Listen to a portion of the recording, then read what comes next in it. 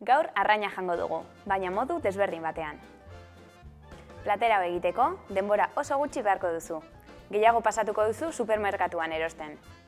Errezeta oso erreza da eta platera oso goxoa geldituko zaizu. Beraz, ez esan inorri. Pintxo hauek egiteko, guaza,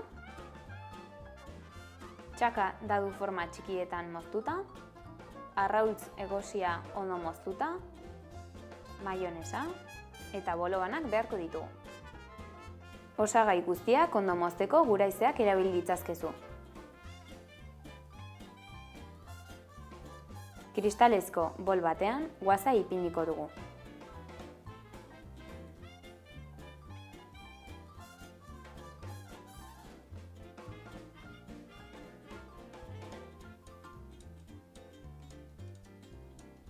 Ondoren, arrautzaren txanda izango da.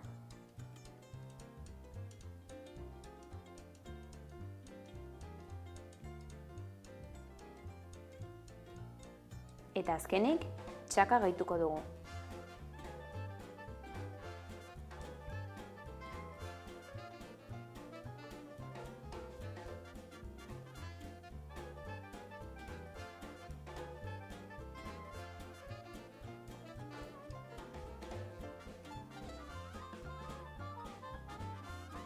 Nahasketa egiteko, maionesa botako dugu.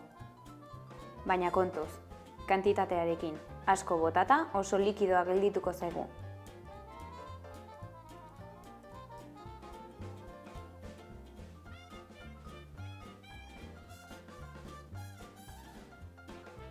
Dena homogeneoa dagoenean, bolobanak betetzeko ordua izango da. Baina ondo nahastu egin beharko da.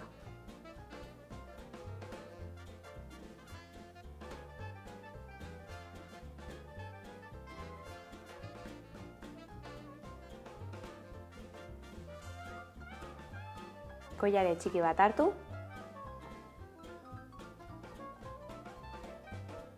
bertan nahasketa pixkat ipini eta barrura.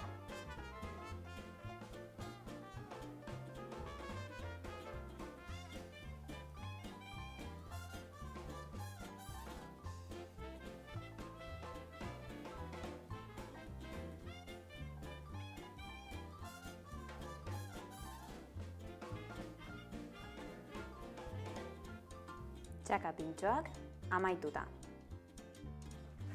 Ikusi duzu zer erreza den? Ez da minutu bat ere behar dut.